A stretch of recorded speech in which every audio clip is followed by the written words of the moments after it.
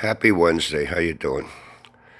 Yeah, my voice is fucked, and it seems things are not as it seems, or at least not as I thought it was. And Auntie Billy gave me a lot of shit Monday.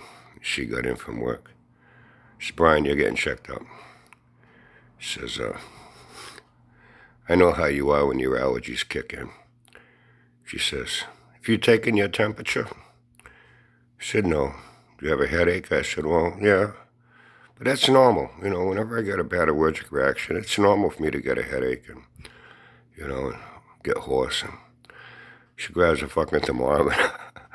It was either open my mouth or she was going to jam it in my ass one way or another. She was going to take my temperature. Takes my temperature, sure as shit, man. Got a fever. Okay, that's it. Come on, we're going to the walk-in. St. Luke's has their satellite walk-in clinics. There are 3 of them in the city.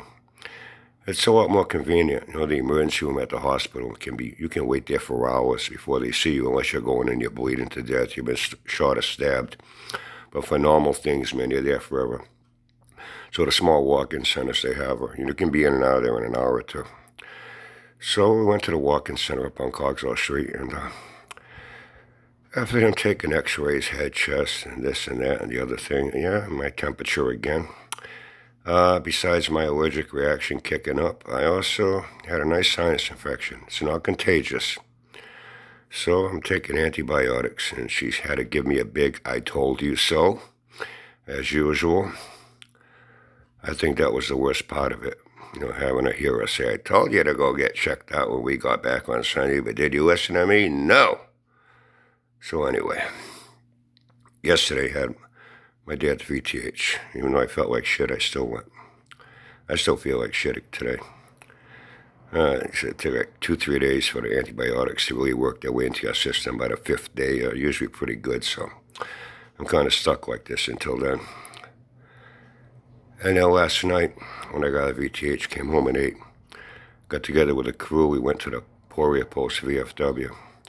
They had the fundraiser for Jose. I had mentioned, we knew of him, the guys he rode with.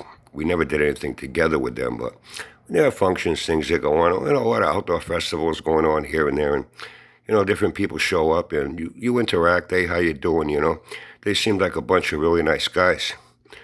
He had an unexpected heart attack at work and dropped dead.